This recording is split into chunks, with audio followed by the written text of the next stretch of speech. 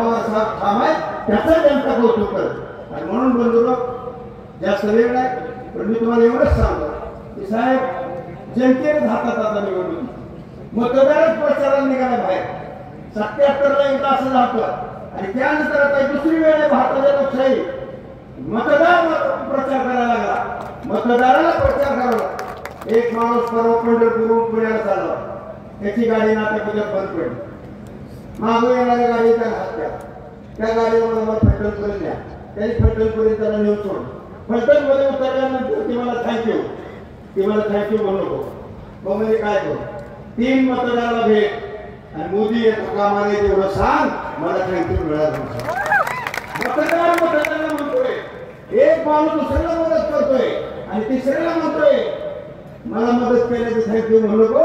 मोदी येता कामाला एवढी काळजी घे आणि 3 ते 4 मतदाराला मोदीला मतदान करू नको असं सांग।